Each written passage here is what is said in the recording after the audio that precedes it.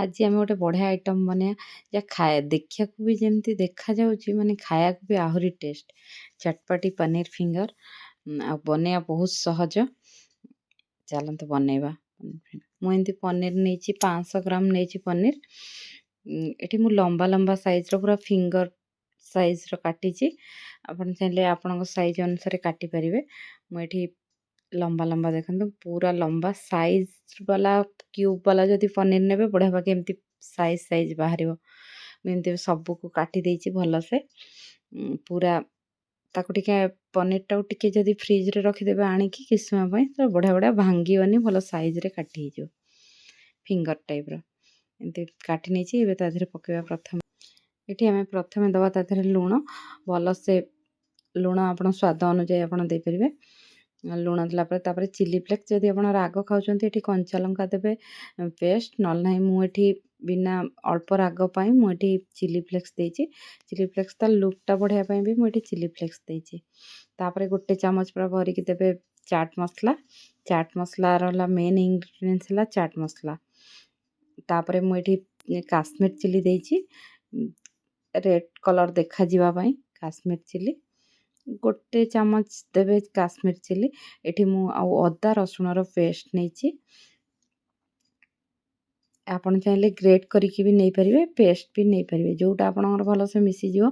Great କରିକି ବି ନେଲେ ଚଳିବ। ଏଠି ପେଷ୍ଟ ମୁଁ ନେଇଛି। ଏଠି ତାପରେ ହଳଦୀ ପାଉଡ଼ର ଟିକେ, ହଳଦୀ ଅଳ୍ପ ଦେବେ। ତାପରେ ମୁଁ ଏଠି ଇଏଟା ଶୁଖା ଟିକେ କରିବା ପାଇଁ ମୁଁ ଏଠି ବେସନ ଗୋଟେ ଚାମଚ ବେସନ ଆଉ 2 ଚାମଚ କର୍ଣ୍ଣଫ୍ଲୋର ନେଇଛି। ତାକୁ ଭଲସେ ମିଶାଇ ଦେବେ। କର୍ଣ୍ଣଫ୍ଲୋର ଆଉ ବେସନ ତା ଦେହରେ ଯେମିତି ଭଲ ଗୋଟେ କୋଟିଂ ଆସିଯିବ ପନିରରେ। ଆମେ ଯେତେବେଳେ ତାକୁ ଫ୍ରାଏ କରିବା ସେଇଟା ଫିଟିବନି କି ଭାଙ୍ଗିବନି, କିଛି ବି ହେବନି। ଭଲସେ ଗୋଟେ କୋଟିଂ ଆଣିବା ପାଇଁ ମୁଁ ଏଠି ବେସନ ଆଉ କର୍ଣ୍ଣଫ୍ଲୋର ଆଡ଼୍ କରିଛି। ଏବେ ତାକୁ ଭଲସେ ଗୋଳେଇ ଦେବା, ସବୁ ଯେମିତି ପନିର ସହିତ ପୁରା ଭଲସେ ମିଶିଯିବ।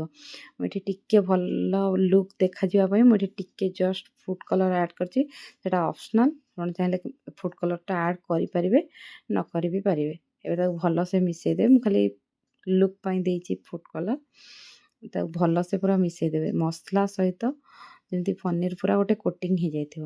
ଏବେ ଦେଖନ୍ତୁ ଭଲସେ ମୁଁ ପୁରା ମସଲା ସହିତ ତାକୁ ପୁରା ଭଲସେ ମିଶାଇ ଦେଇଛି। ଏବେ ଆକୁ 30 ମିନିଟ୍ ରେଷ୍ଟ ପାଇଁ ରଖିଦେବା, ତାପରେ କରିବେ।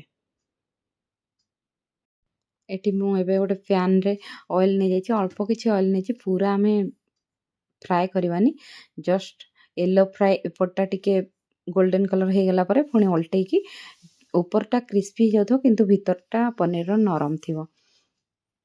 ସବୁ ପନିରକି ଦେଇ ଦେଇଛି। ତାକୁ ଭଲସେ ଗୋଟେ ପଟ ପୁରା ଗୋଲ୍ଡେନ୍ ବ୍ରାଉନ୍ ହେବା ଯାଏଁ ଭଲସେ ପୁରା ଫ୍ରାଏ କରିନେବେ। ଏତିକି ତେଲରେ ହିଁ ଆମର ଆରାମସେ ହେଇଯିବ। ଗୋଟେ ପଟେ ସେମ୍ ଯେମିତି ଗୋଲ୍ଡେନ୍ କଲର୍ ହେଇଯିବ, ତା ଆର ପଟକୁ ଓଲଟେଇ ଦେବେ। ଏବେ ଆମର ଗୋଟେ ପଟ ଦେଖନ୍ତୁ ପୁରା ଗୋଟେ କୋଟିଂ ଆସିଯାଇଛି କଲର୍। ଏବେ ତାପରେ ଆର ପଟଟା ବି ସେମ୍ କୋଟିଂ କରିକି ଏବେ ଆମେ କାଢ଼ିଦେବା ପନିରକି। ପନିର ଆମର ପୁରା ହେଇଗଲାଣି। ମୁଁ ଏଠି ଗୋଟେ ସ୍ପୁନ୍ ଅଏଲ୍ ନେଇଛି। ଏବେ ତାର ମସଲାଟା ପ୍ରସ୍ତୁତ କରିବା। ଏଠି ଗୋଟେ ଚାମଚ ଅଏଲ୍ରେ ମୁଁ ଗୋଟେ ଚାମଚ ଦେଇଦେଇଛି ଅଦା ରସୁଣ ପେଷ୍ଟ। ତା ଦେହରେ ମସଲା ଦେଇଛି। ଏଠି ମୁଁ ପନିର ମସଲା ୟୁଜ୍ କରିଛି, ଆପଣ ଚାହିଁଲେ ଅଲଗା କିଛି ବି ମସଲା ୟୁଜ୍ କରିପାରିବେ, ଯେମିତି ଚିକେନ୍ ମସଲା, ଯେଉଁ ବି ମସଲା ଆପଣ ୟୁଜ୍ କରିପାରିବେ। ମୁଁ ଏଠି ପନିରର ମସଲା ହିଁ ନେଇଛି। ଏବେ ଏ ରସୁଣର ଛୋଟ ଛୋଟ କଟା ହେଇଥିବ, ଛୋଟ ଛୋଟ କାଟିକି 10ରୁ 12ଟା ରସୁଣ ନେଇଯିବେ। ଏବେ ତାକୁ ଭଲସେ ତେଲ ସହିତ ମିଶାଇ ଦେବେ। ଏଠି ମୁଁ ଗୋଟେ ସସ୍ ନେଇଛି, ମାର୍କେଟରେ ମିଳୁଛି ଏଇଟା ସେଜୱାନ୍ ସସ୍, ଗାର୍ଲିକ୍ ଫ୍ଲେଭରର ସେଜୱାନ୍ ସସ୍ ମୁଁ ଏଠି ନେଇଛି। ସସ୍ ମାର୍କେଟରେ ବି ମିଳୁଛି, ଆପଣ ଆରାମସେ ଆଣିପାରିବେ। 10 ଟଙ୍କା ନେଉଛି, ଗୋଟେ ପ୍ୟାକେଟକୁ ହିଁ 10 ଟଙ୍କା ନେଉଛି। ଏଇ ସସ୍ଟା ମୁଁ ପୁରା ତା ଦେହରେ ଦେଇଦେଇଛି।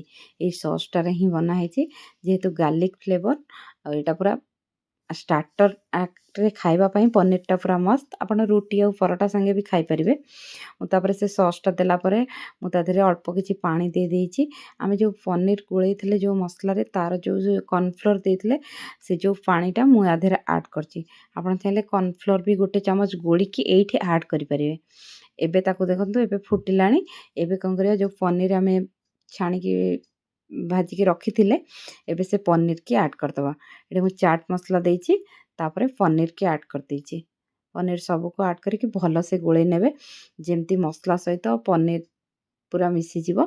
ପନିର ମିଶିଗଲା ପରେ ଏବେ ଆମର ହେଇଗଲା ଦେଖନ୍ତୁ ଚଟପଟା ପନିର ଫିଙ୍ଗର। ଆପଣ ଆକୁ ରୁଟି ସହିତ କି ପରଟା ସହିତ ଆରାମସେ ଖାଇପାରିବେ ଆଉ ଟେଷ୍ଟ ପୁରା ଅସମ୍ ଥିଲା। ତେଣୁ ସେଥିପାଇଁ ମୁଁ ଏ ରେସିପିଟା ସେୟାର କରିଛି। ଆପଣ ଯଦି ଭିଡ଼ିଓ ଭଲ ଲାଗେ ଲାଇକ୍ ସେୟାର ଆଉ ସବସ୍କ୍ରାଇବ୍ କରିବାକୁ ଭୁଲିବେନି। ଚଟପଟି ପନିର ଫିଙ୍ଗର ଏବେ ଆମର ରେଡ଼ି ହେଇଯାଇଛି। ଏବେ ମୁଁ ଉପରେ ଖାଲି ଧନିଆ ପତ୍ର ପକେଇ ଦେଉଛି। ଏବେ ଆମର ଚଟପଟି ଫିଙ୍ଗର ରେଡ଼ି।